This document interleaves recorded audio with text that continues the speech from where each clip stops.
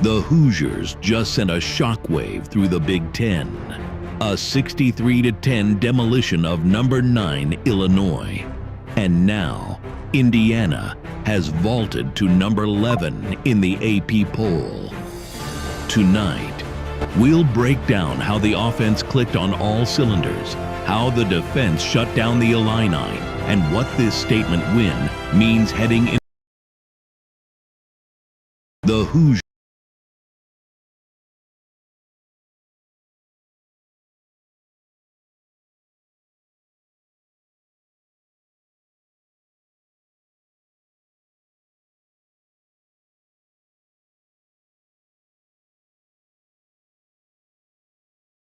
just sent a shockwave through the Big Ten.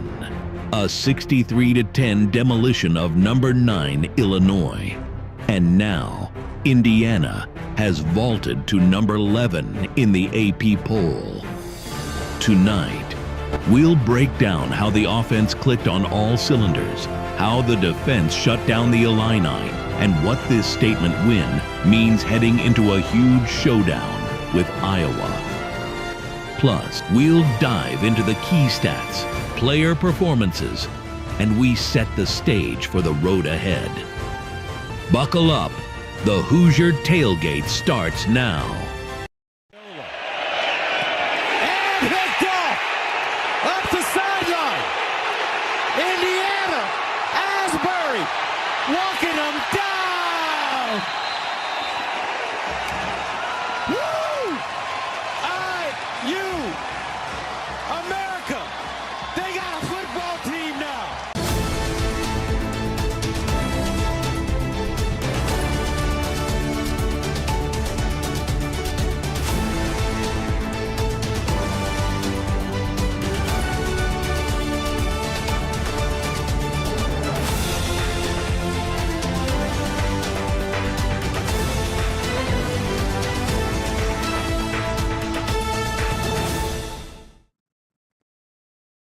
Hello, everyone, and welcome to another edition of the Hoosier Football Tailgate right here on thehoosier.com.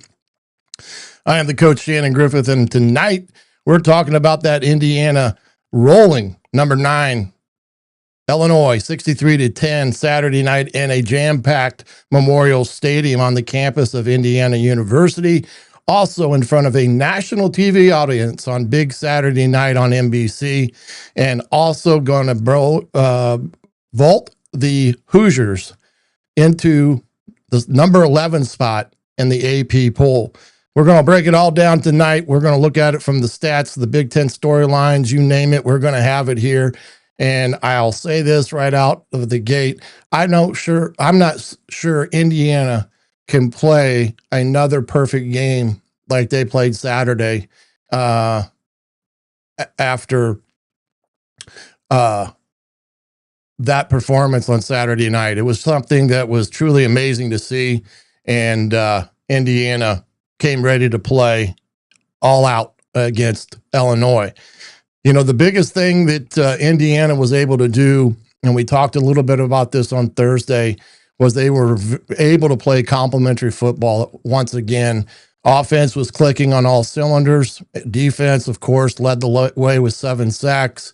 And they only really had one true foul up in the secondary on the broken coverage that allowed Illinois to get their first touchdown of the game. And then, of course, what can you say? Special teams, again, has been on point for Indiana. This time, D'Angelo Pons blocking a punt, scooping it up, and score. Those right there are backbreakers for any team, irregardless your ranking. And Indiana has done something in the special teams for 4 straight weeks. And for the 4th straight week, Indiana has rushed the football for over 300 yards. And that in itself may be a record for Indiana, because I'm not so sure they've ever had 4 straight weeks where they've had their rushing attack eclipse 300 yards on the day. Over 567 yards of offense. So, again, just a crazy Saturday night in B-Town. And also from the defense perspective, they only gave up 2 yards rushing to Illinois. Just 2 yards the entire night. And it was something quite honestly, I wasn't anticipating all that because of the way the game kind of developed and things of that nature. But Indiana was ready to go out of the chute, and part of that was because of the crowd. I think the crowd had a big part in the atmosphere that Indiana was able to thrive off of. And even Coach Bielema from Illinois made comment about the atmosphere, that he had never seen anything like it there at Indiana before, and it was electrifying. And again, Indiana was able to play off of that atmosphere, and hopefully there may be another, Saturday night game in the future here as we continue down the road of this 2025 season. But again, I said that Indiana did move up to number 11 in the AP poll last night. Have not seen the coaches poll out yet. I do think they will probably, I wasn't going to guess they may eclipse the top 10. We'll have to wait and see. But again, the 19th team in the country, took Illinois out behind the woodshed and delivered a complete, what kicking on Saturday night. And so I do believe that Indiana, from a coach's pulse perspective, I may jump higher overall. They right now are at that inside, I guess you'd call it the college football playoff bracket mentality, being in the top 12 in the country. So that is a good sign. But they got a lot of, they got to get things rolling in a lot of different phases of the game. And, some of that will be, something that they'll need to work on this week. And even in Coach Sig's presser today, he was very adamant that while the game was a great game in that regard, they had some things that they needed to hone in on and get taken care of because of the way some things came out of, the ball game from that standpoint. So it's a game of inches, I guess you could say, in some respects. I mean, they had the one mess up on the coverage deal that gave up the one big touchdown pass, and that was it. That was it on the night. So Indiana, again, doing a great job. Defensively speaking, I thought they did they were attacking. They put a lot of pressure on Altmaier, which I thought was a critical aspect of that game. And I know that Indiana was getting great pressure with just a four-man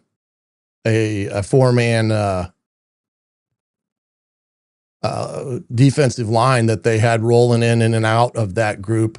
Mario Landino had a breakout game. Tyrese Tucker, breakout game. Isaiah Jones, breakout game. Those three guys were very active Saturday night, and it was good to see because it really made a difference for Indiana's defense with having those guys come in and do such a great thing there. So hopefully we'll get to there within a second and talk about Coach Cignetti's presser today. It's definitely something that I do think Indiana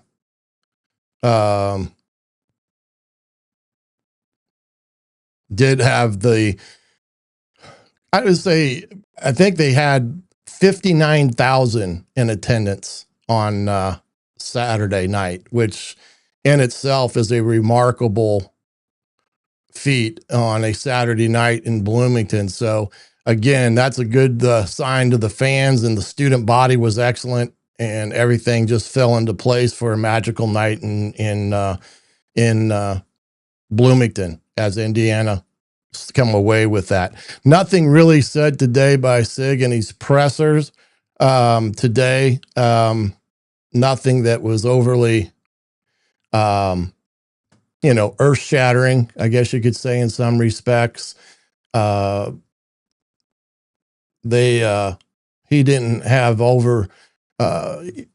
too much to really discuss other than the fact that there are a lot of things from a coach's perspective, even in the biggest of blowouts, that you're going to find that you need to work on to get corrected because of what was put on tape Saturday night. And there were instances where, again, they're having some trouble in the back end, not getting lined up correctly. And they had the one blown coverage that led to that touchdown for Illinois. So there are some significant items that need to be addressed and corrected, because once you put that on tape, a good program is going to find ways to exploit it. And it's going to be one of those things that are a coach is always going to nitpick a win like that. And, as a coach, the worst thing for Indiana to do right now is think they have arrived. And I know that's not Coach Cignetti's way. And in some cases, I think he's harder on them on them after a game like that than a game that they may have lost in the past. I think he comes with some ammunition to the team meeting about talking about not being satisfied, finding ways to get better, and to lock and load this week to get ready to go to Iowa, which is a very difficult place to play. And Sig has never been there. He's never coached against an Iowa team, so he does not know the ins and outs of Kinniak Stadium. So that may be in some respects a good thing, but it's always been a tough place for any Big Ten team to go play. And it will be a tough place for Indiana to go play. I remember a couple of years Indiana was ranked and they went out there and got embarrassed. So it's going to be one of those things that Indiana is going to have to find themselves in a position that they're going to have to come back ready to go against Iowa. And Iowa has an extra day this week to prepare for Indiana because they played on Friday night. So it's going to be an environment that Indiana is going to have to prepare themselves for, because it will be loud and it will be pretty rambunctious, to say the least, out there in the great state of Iowa. And I do think that Indiana will probably be at least a 7-point favorite of that game. I haven't seen any lines yet. Just like Indiana started out a 4.5 against Illinois, and by the time kickoff on Saturday occurred, they were a 7-point favorite. It's like, what does Vegas know? Well, they must have known something because of what transpired in that ball game, and it didn't bode all that well for Illinois. And we talked about some of the weaknesses that Illinois displayed offensive line wise, because Duke had just as much of a field day against that Illinois offensive line.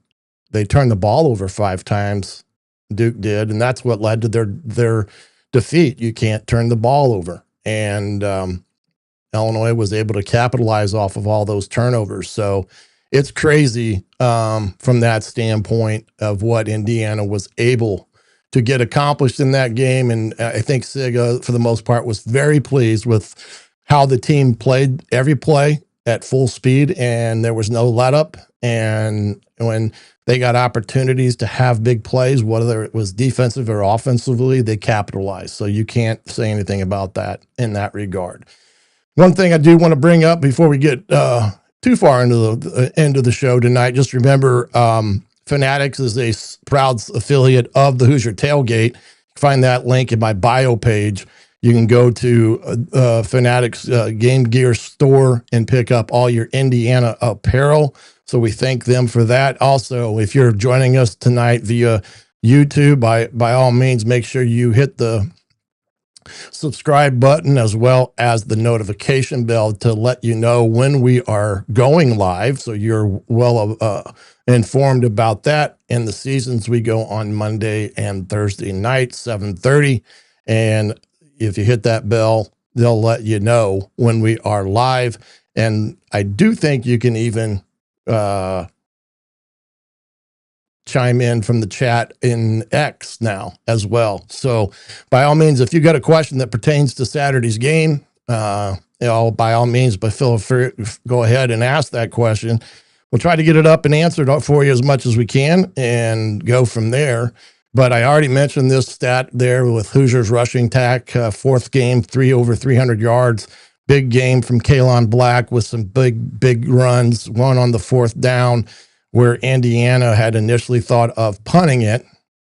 Illinois had taken a timeout because they had the wrong unit out on the field. And in that time of timeout, Sig decided that he wanted to go for it. And then it wasn't too long after that Black broke off the big time run as well. So it's been very good for them. Roman Hemby, I thought, had a great game, setting the tone early on a couple of his runs. He caught the ball once out of the backfield on a check down that, again, Mendoza played flawlessly in some respects, and he was able to do a lot.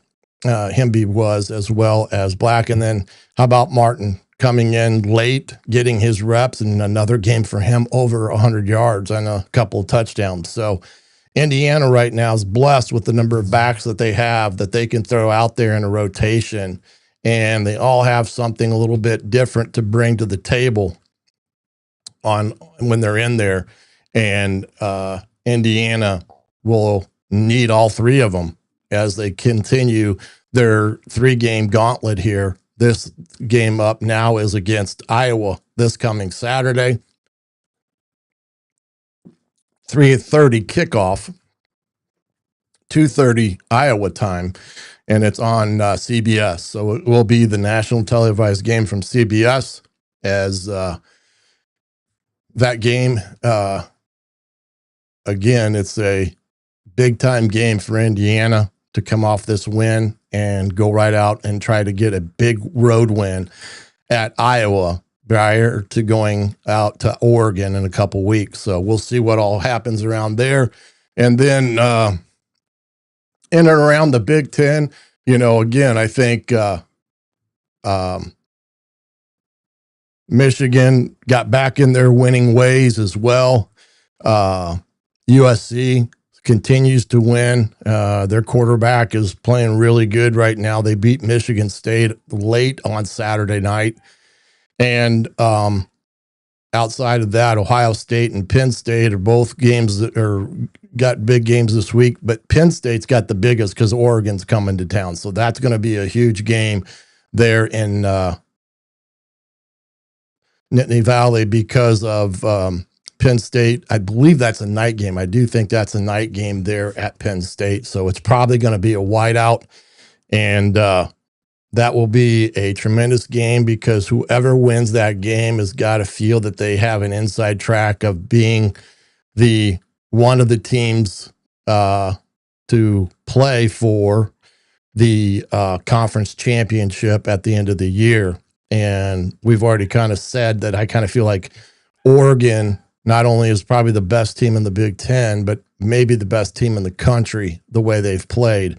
So we'll see, because that game's going to say a lot about Oregon and Penn State coming this week. And Indiana will have them in a couple weeks out at Oregon, and will probably be a nationally televised game, especially if Indiana wins at Iowa this weekend. It will be the two undefeated teams again lining up across from each other out in Oregon in a couple weeks. So that one will be a crazy environment for the Hoosiers to play in as well. So we're going to take a break here real quick. When we come back, we'll talk a little bit more about the scores in and around the Big Ten, as well as some of the statistic analysis that we like to do before we get into some video of the Hoosiers win on Saturday night. We'll be right back here on the Hoosier Tailgate on thehoosier.com right after this.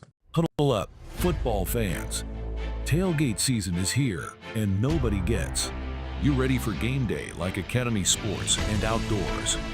Swing by your local Academy store or shop online at academy.com to find everything you need, from grills to jerseys and more. Be a watch party legend with gear from top brands like Nike and Under Armour, all at unbeatable prices every day. With 8 Academy stores across Indiana, including our Bloomington location, fun can't lose, and neither can you. Gear up today at Academy Sports and Outdoors. If you haven't signed up for BetMGM yet, use bonus code ON3, and you will get up to a $1,500 first bet offer on your first wager with BetMGM. Here's how it works. 1. Download the BetMGM app and sign up using bonus code ON3. 2. Deposit at least $10 and place your first wager on any game. 3. You will receive up to $1,500 in bonus bets if your bet loses. Just make sure you use bonus code ON3 when you sign up. Make this college football season 1 for the history books. Make it legendary. Don't forget, if you haven't signed up for BetMGM yet, use bonus code ON3 and get your $1,500 first bet offer today. See BetMGM.com for terms. 21 plus only. U.S. promotional offers not available in New York, Nevada, Ontario, or Puerto Rico. Gambling problem? Call 1-800-GAMBLER available in the U.S. Call 877-8-HOPNBY or text HOPNY 467369, New York. Call 1-800-NEXT STEP, Arizona 1-800-32. Welcome back to the Hoosier Football Tailgate right here on thehoosier.com. Going to take a look at some of the scores from this weekend in and around the Big Ten to see how things played out overall in Iowa with a big win out at Rutgers on Friday night. You know, I think they had to come from behind a couple times in that ball game, and it was one of those things where they were able to get the win on the road. And playing at Rutgers is never easy, but they got a huge win there. Maryland continues to roll with their freshman quarterback, true freshman quarterback, 27-10 over Wisconsin, who's in a utter tailspin right now up in Madison. It doesn't look good for Coach Fickle up there, but they're behind the 8 ball with a lot of things, having Billy Edwards out of the lineup, and they're using their second string quarterback. Oregon pounds Oregon State in the Civil War, 41-7. Michigan goes to Nebraska, gets a huge win, 30-27 over their Huskers, using an aggressive ground attack for the better part of the day. And Dylan Raiola had a day, but unfortunately wasn't good enough as Michigan pulls off with a win, 30-27. In the last game that Sharon Moore will be suspended, so he'll be back this week. And then Notre Dame, they get a big win, their first of the year over Purdue, 56-30. Purdue pulled all out of the stops. They had a couple trick plays that I think were well executed, got some touchdowns off of it, and unfortunately for them, it was one of those things that had a rain delay or weather delay of over 2 hours, and that did not help them one bit. But they lost 56-30 up in South Bend. Of course, we know what the Hoosiers did with their pounding of Illinois, 63-10. Washington wins the Apple Cup, their rivalry game with Washington State, 59-24. And then USC caps things off at night with their 45-31 win over Michigan State in a ball game that was relatively tight for the most part of it. You know, Michigan State's a team that everybody's going to have to keep an eye on because I think they're getting better. They may not be there quite yet, but that wouldn't be a bit surprised if they don't sneak up on somebody and knock them off because of that Childs, the quarterback. He's pretty darn good as well. So, yeah,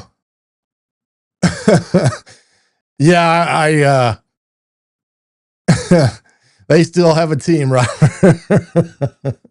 You know, they appointed an interim head coach out there in Westwood, and Tino is still the offensive coordinator. Nothing's going to change there, but they're actively looking to replace the head man out at Illinois, as well as some other openings that have occurred because of the season with some of these firings that took place here a couple weeks ago. Last time we talked about Indiana and with the game against Illinois, we had talked about some of the statistical analysis stuff that we were doing. And it was one of those things that we provided the offense, defense, and stats for both teams to lay out how likely these two teams were kind of, in some respects, equally matched up against each other. And you can see by this stats here that did not that never came to fruition because of what Indiana was able to do on Saturday night. But again, Illinois' offense was a pretty good offense coming into this game and holding them to 10 points when they've been averaging something like 50 plus, I believe, throughout the first 3 weeks, and holding them to 10 was truly remarkable, and holding them to 2 yards rushing. Like I said, that's been a long time since I've seen a number like that in a big time college game. It just tells you the utter dominance that Indiana had up front and the way they attacked it. Indiana, 312 yards rushing, 267 through the air for Mendoza, 579. And one of the things we did talk about was third down conversions. And you can see right there who won that ball game. Indiana was 8 of 11, 73%, 1 of 10 for Illinois. They were lining up in 3rd and 7 and further for the better part of the night. Indiana, because of their efficiency on 1st and 2nd down, were lining up at 3rd and 3 or less a multitude of times. And they were able to convert those rather easily on a Saturday night. When we go to the red zone, Indiana, 5 of 5. Here's a team that struggled against Old Dominion when they got down there week 1.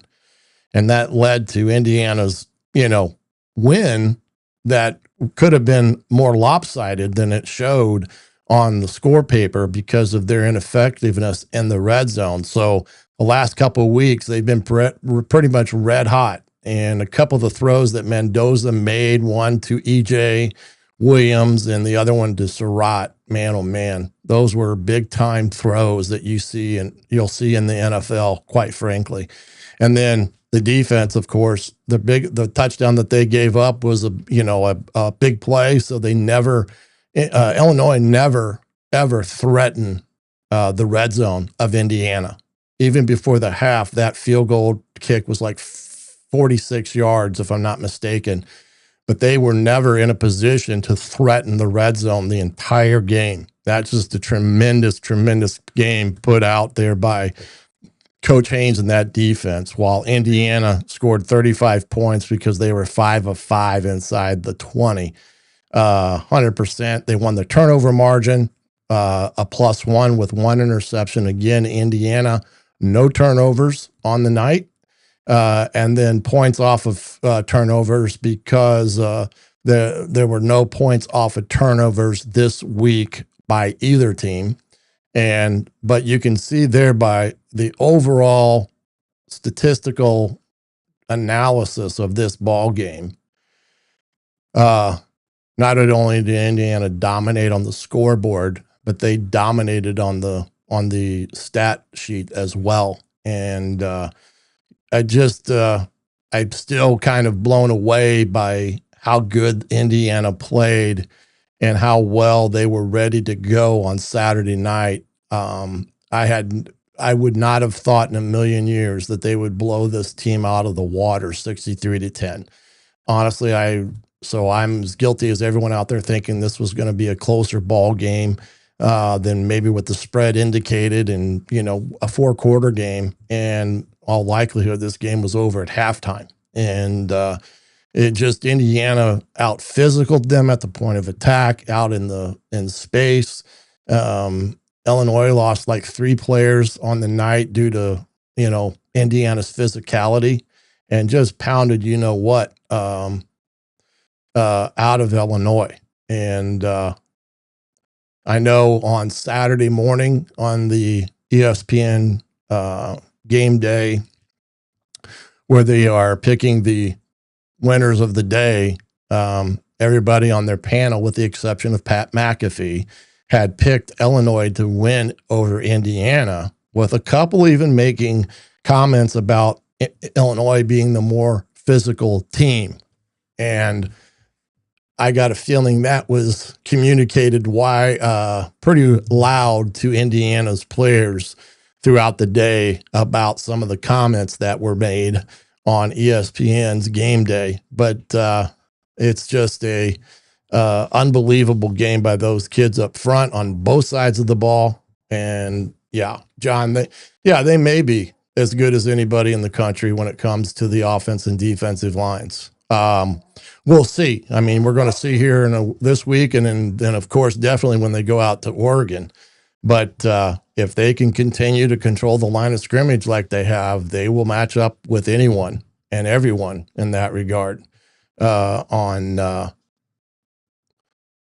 it comes to all that standpoint. Let's look at this.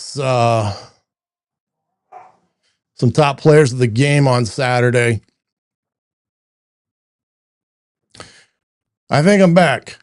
I hope that I'm back. I don't know what happened there, but everything froze up and it said something about the broadcast had ended. So I hope that I'm back up. Everybody give me a thumbs up or say, yep, you're back. So I know that we're rocking and rolling. That's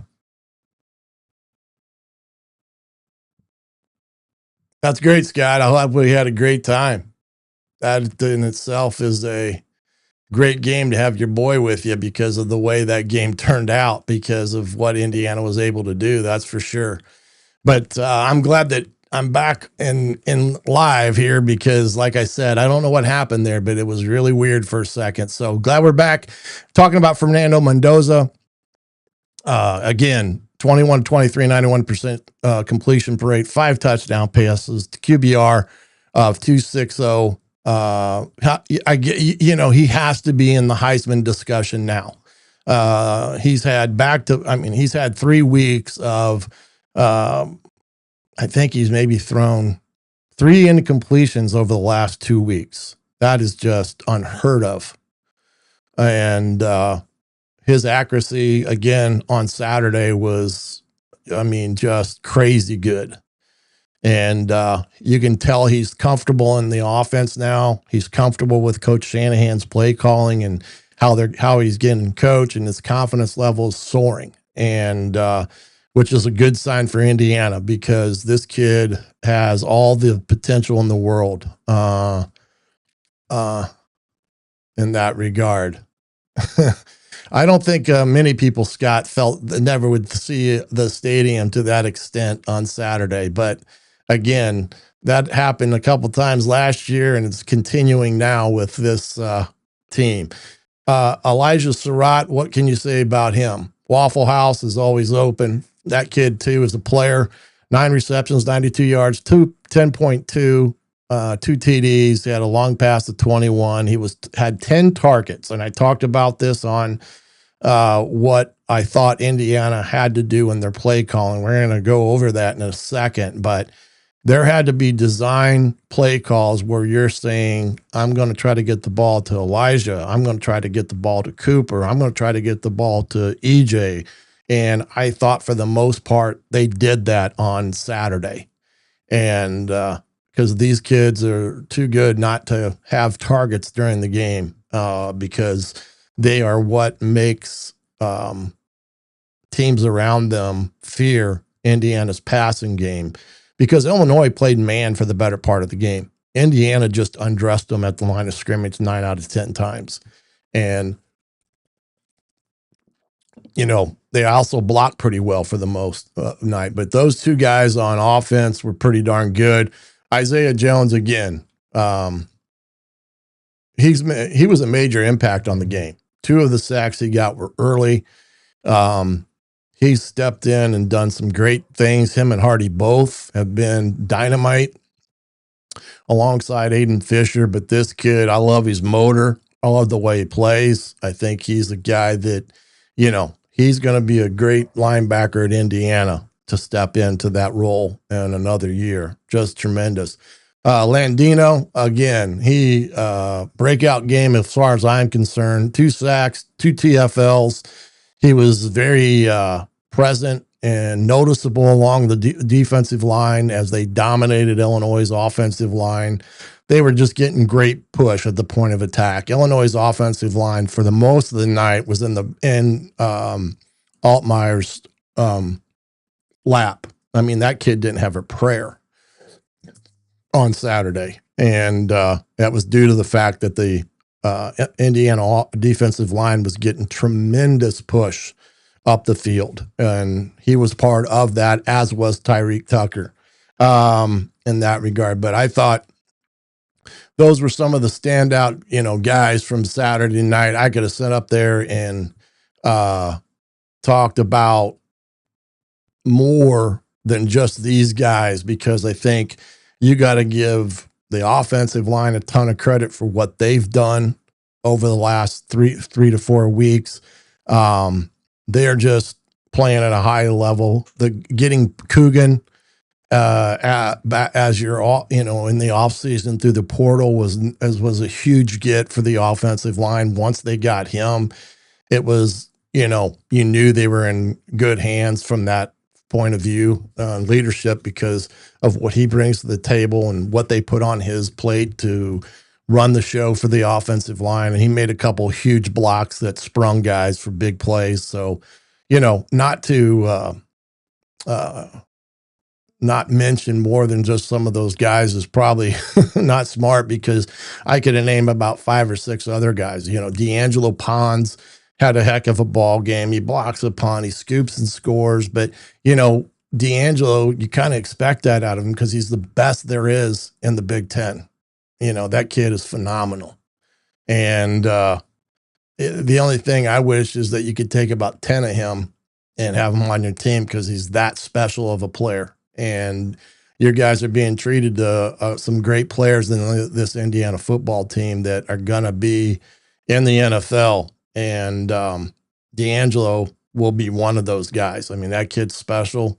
And he has made play after play over the last 2 years, and even his time at JMU. So everybody participated in that game with some great effort and things of that nature. So good to see all that. And then let's see here. Okay, yeah, this is where we left on Thursday night, talking about kind of what it was going to take for Indiana to win a ball game like this. And they were able to do it in spades Saturday night, of what we kind of talked about in terms of what Indiana needed to do to win this game, especially on offense and defense.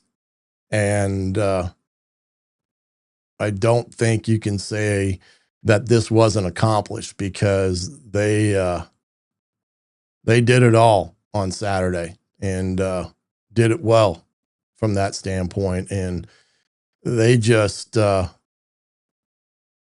lived up to this. I said on offense, they had to have a balanced attack. They had efficiency with run and pass. I think they were close to that 50-50 balance, as we talked about, 60-40.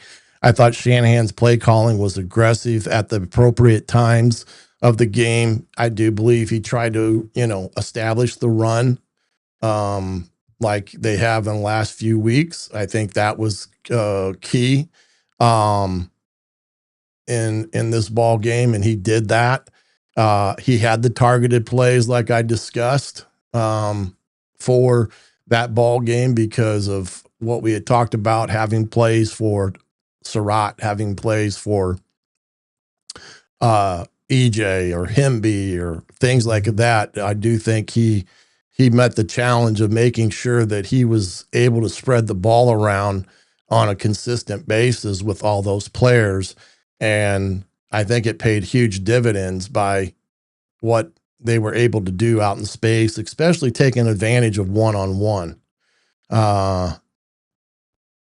It was just a really good game that he had done in that regard as it pertained to Indiana coming out with that victory on Saturday.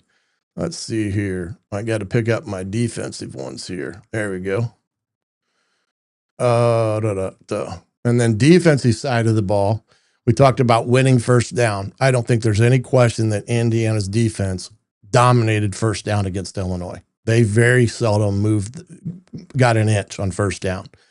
They held them to 2 yards. So that was well under the 100-yard. I think they were attacking. I do think they were aggressive. They won the money down because they put Illinois in a situation they had to become one-dimensional.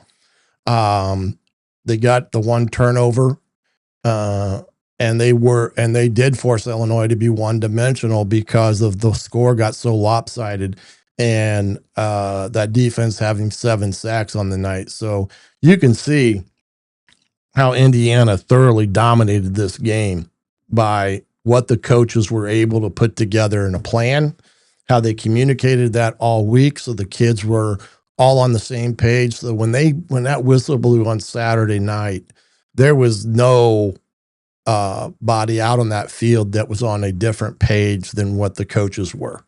I did say that, yes, there are some things that they have to clean up on defense with some of the coverage mistakes in terms of alignments and making sure they understand the coverage call, because the one touchdown they got, they showed cover 1, which is a man-free concept, but they were bailing to 3. And so D'Angelo was expecting Farrell to be on the post guy, and he got his eyes and jumped the crosser, and that's when the ball went right over his head for a touchdown. So there's some things there that have to be,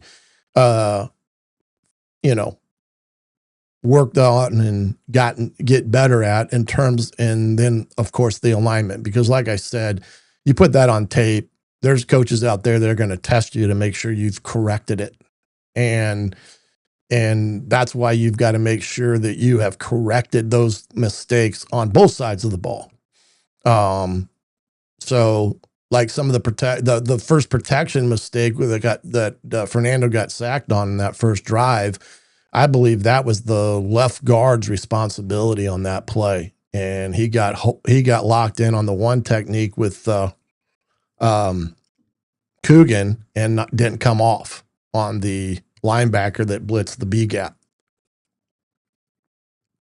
So again, a game like that, it's easy when you lose and you can say, well, what they know how to fix.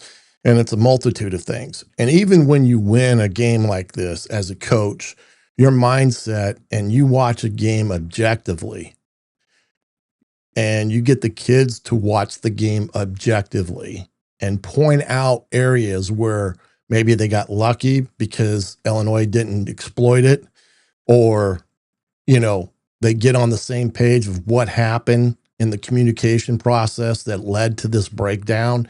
Those are the things that you've got to hone in on as a coach and as a group, and make sure that you get it addressed. And I know that Sig is going to do that. And like I said, I think he's sometimes harder on this team when they win games like that than if they would have lost a game at another point in time. He's one of those guys that at times when they're riding high, he kind of, knocks them down a notch or two and talks about the rat poison that they're reading too much or getting too many pats on the back from Saturday's game. And if they're not careful, they'll get their drawers blown off at Iowa. And he does a great job. And that all comes from his time under Saban at Alabama, and how Saban handled these type of situations. And He was masterful at that at Alabama. There's no question about that, even though he was one of those Jake Legs that made that comment about Indiana's lack of physicality, or Illinois was going to be the more physical team on Saturday. And like I said, the only person that picked Indiana was Pat McAfee, so he gets bragging rights for the week. Let's head over to the coach's room here, and let's show some video here. Let me get my thing set up and ready to roll, and get us on that page here. Okay. As we get rolling here with this game. Again, this is after that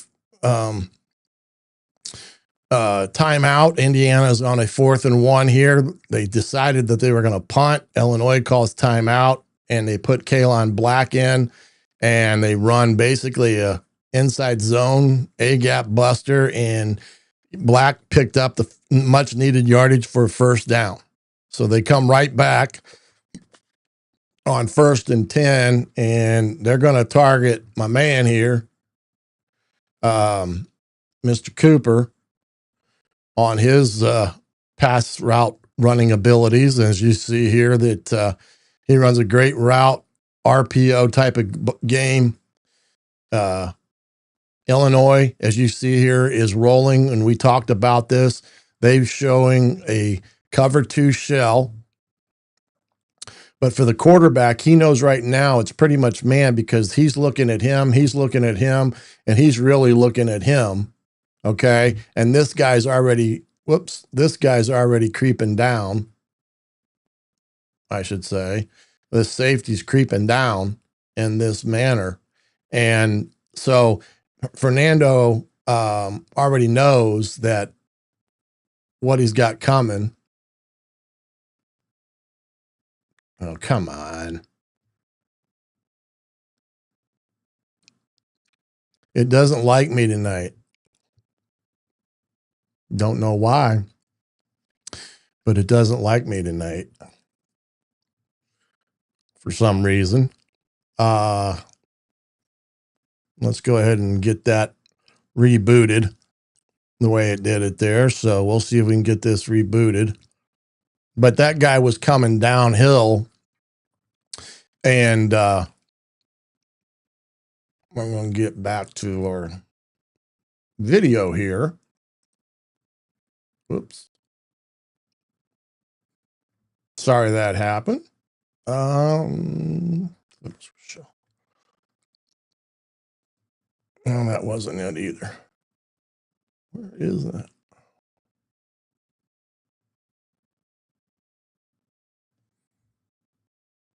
Oh, maybe it was.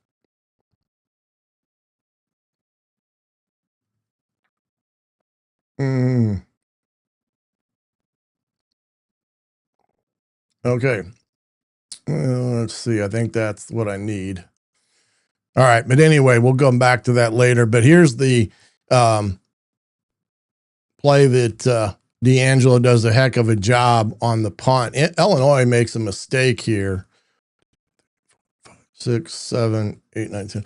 And I think because Indiana didn't have all 11 players on the field, or at least that's what they seem to say, but they basically screwed up their count and turned D'Angelo loose. And he does a great job here, aim point, taking it right off the punter's foot and getting the scoop and score. And that's, that just sent the crowd into a frenzy, and it sent this team on a rocket ship to 63 points. But you can see here, this is just perfect by him.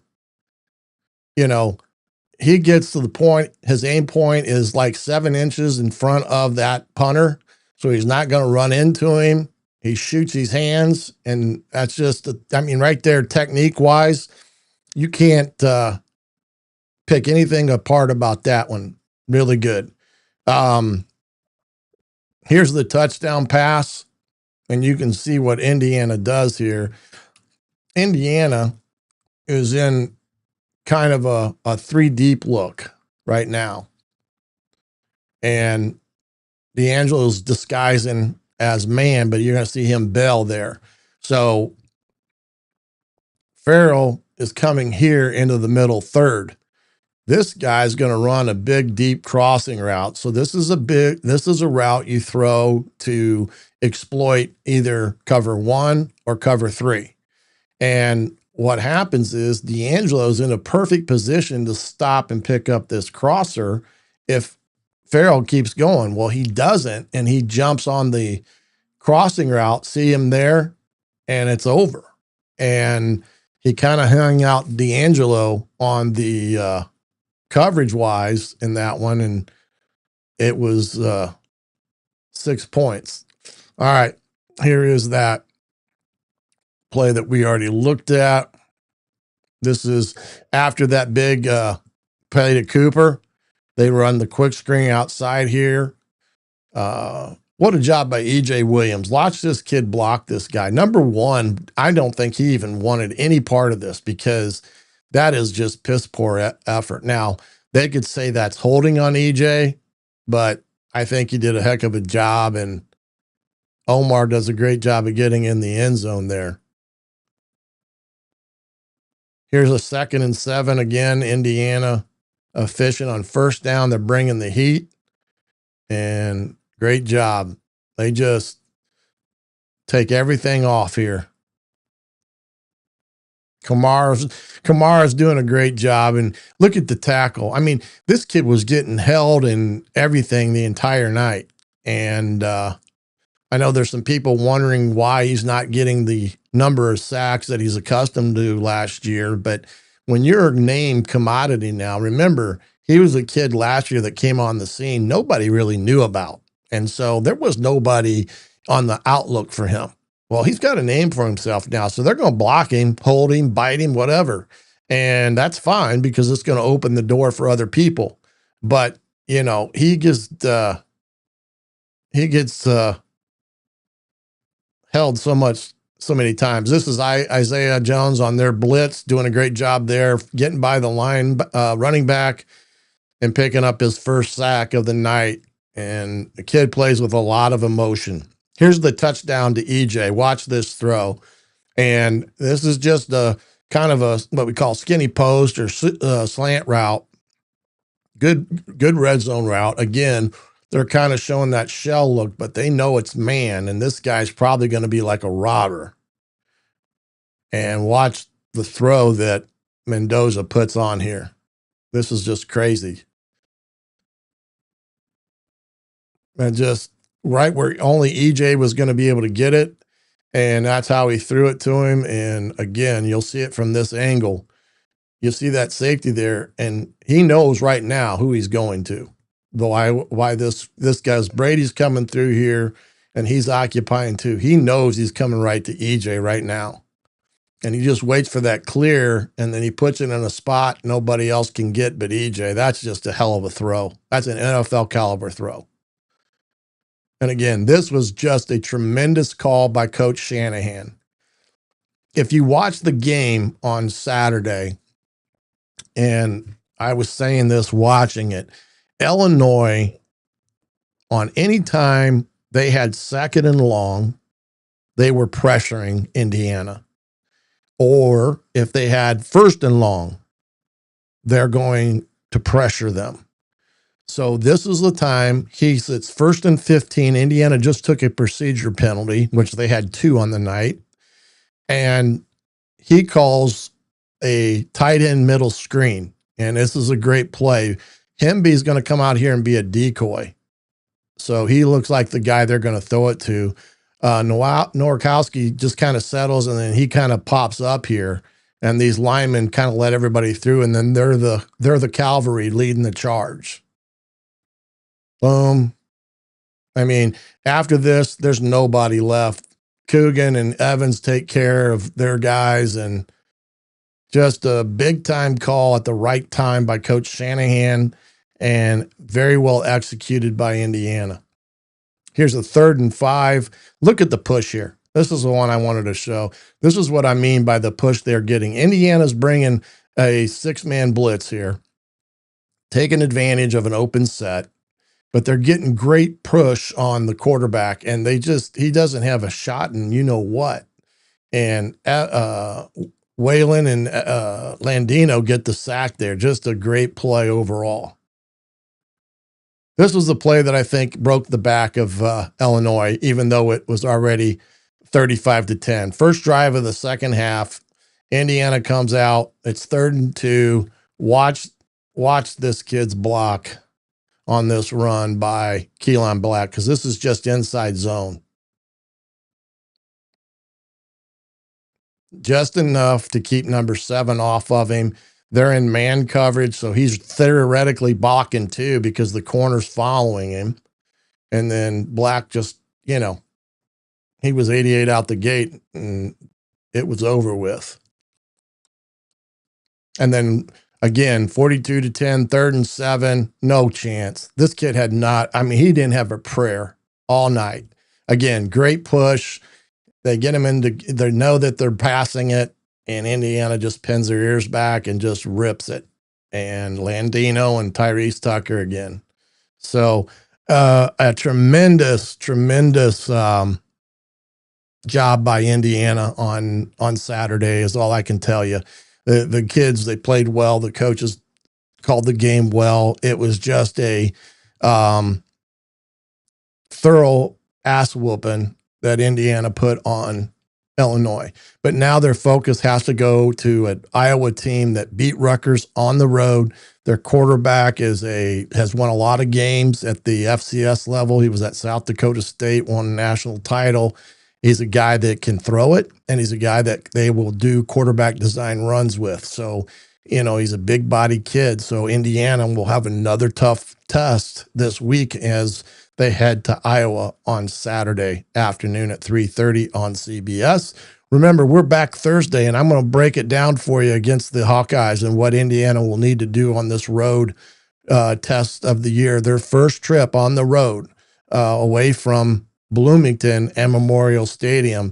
And we'll tell you what they're going to have to do to get the win up in Iowa City come Saturday. Thank you for being with us here this evening. I hope you found this live session to your liking. If this was your first time here, we invite you to come back and join us on Thursday night at 7:30. Till then, I'm the coach, Shannon Griffith. This has been the Hoosier Tailgate right here on thehoosier.com. Good night, everybody.